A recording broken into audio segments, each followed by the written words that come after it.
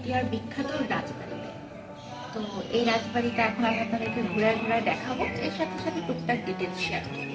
আপনারা চাইলে এখানে আসতে পারেন, কিভাবে আসবেন সেই মাধ্যমগুলো আমি আপনাদেরকে শেয়ার করে দেবো। তো চলেন এখন আমরা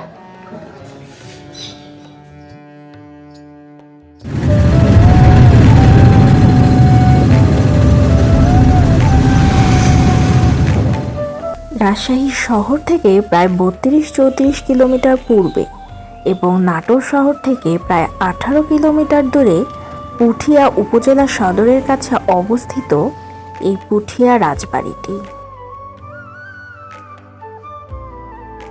সপ্তদশ শতকে মোগল আমলে তৎকালীন বাংলার বিভিন্ন রাজ্যের মধ্যে পুঠিয়া জমিদারি ছিল প্রাচীনতম। কথিত যে জৈনিক নীলাম্বর মুঘল সম্রাট জাহাঙ্গীরের কাছ থেকে রাজা উপাধি লাভ করার পর সেটি পুঠিয়া রাজবাড়ি রূপে পরিচিতি লাভ করে। ১৭৪৪ সালে জমিদারি ভাগ হয়।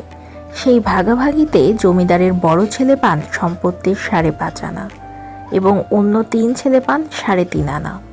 ১৯৫০ সাল পর্যন্ত জমিদারি প্রথা ছিল। প্রথা বিলুপ্ত হলে পুঠিয়া রাজবাড়ির জমিদারিও বিলুপ্ত হয়ে যায়।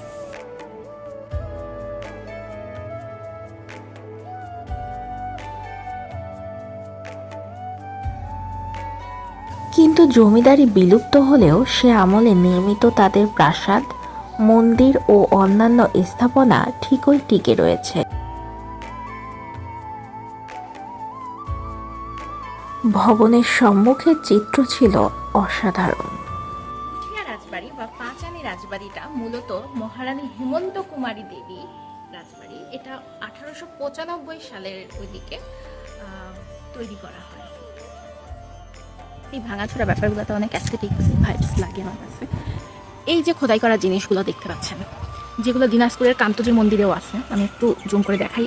এগুলো কিন্তু কোনো না কোনো গল্প আছে, কোনো না কোনো কথা আছে, থাকেই আর কি সব জায়গায়। এটা একদম সেম লাইক দিনাজপুরের কান্তজির মন্দির, যারা গেছেন তারা তো জানেনি।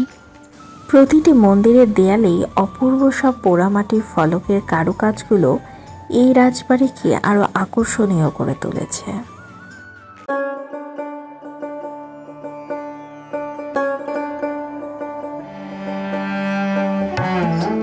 মহারানী হেমন্ত কুমারী দেবী তার শাশুড়ি শরৎ সুন্দরী দেবী স্মরণে এই এত সুন্দর একটি স্থাপত্য নির্মাণ করেছে।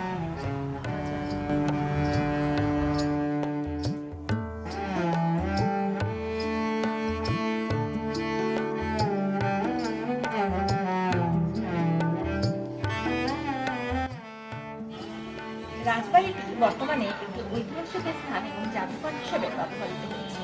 এছাড়াও এটা পর্যটকদের জন্য সবসময় খোলা থাকে। চলেন আমরা এখন জাদুঘরে কি কি আছে সেগুলো।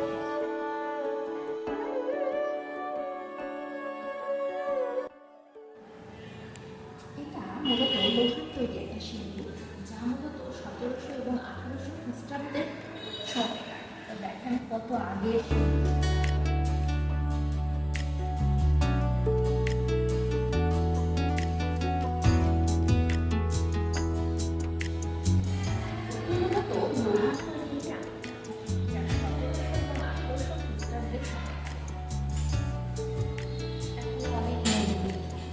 এই যে সামনে দেখতে পাচ্ছেন কত সুন্দর মন্দিরে, অনেকগুলো মন্দিরের চূড়া, কি দারুণ অমায়িক সুন্দর দৃশ্য।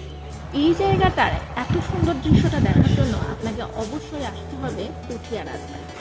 রাজবাড়ির সামনে একটা বড় দিঘি রয়েছে, নাম শ্যাম সরোবর।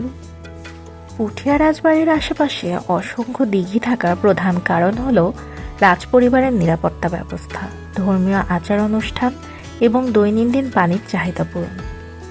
পুঠিয়া রাজপরিবার মূলত ছিল ব্রিটিশ বাংলার দ্বিতীয় বৃহত্তম রাজা।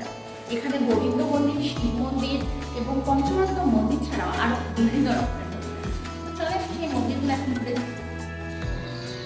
এখন আমরা হেঁটে যাচ্ছি শ্যাম সরোবর দিঘির পাশ দিয়ে।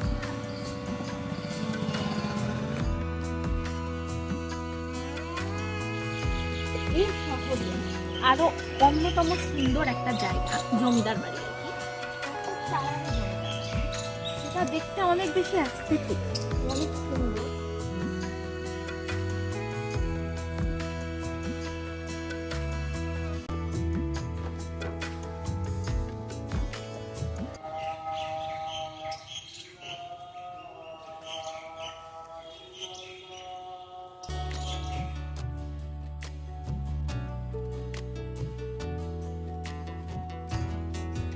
আপনারা আমার পিছনে এখন যে স্থাপত্যটি দেখতে পাচ্ছেন এটা মূলত গোপাল মন্দির।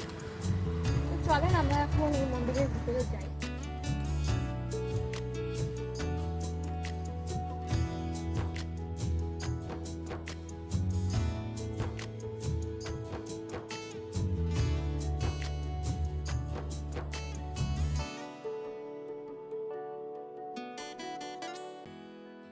আপনাদেরকে এখন একটু আমি মন্দিরগুলো সম্পর্কে জানাই, মানে কোনটা কি মন্দির নাম বলবো। ওই যে দেখতে পাচ্ছেন দূরে হলুদ হলুদ, এটা মূলত গোপাল মন্দির। সুন্দর একটা স্থাপত্য দেখতে পাচ্ছেন, এটা মূলত ছোট গোবিন্দ মন্দির। আর এই যে দেখতে পাচ্ছেন এখানে একটা মন্দির, এটা বড় আর্মি। মন্দিরগুলো দেখতে ভীষণ সুন্দর, দেয়ালগুলো বেশ সুন্দর টেরাকোটা কাজ করা। আর ভালো লাগলো আমার এই জায়গাটা আসলে ভিজিট করে। কিন্তু এই যে এত ছোট ছোট দরজা দিয়ে কি ঢোকা যায়, এটা আমার আপনাদের কাছে প্রশ্ন থাকলো। আপনারা এই সম্পর্কে যদি বিস্তারিত জেনে থাকেন তো অবশ্যই আমাকে কমেন্ট করে জানাবেন। টাটা।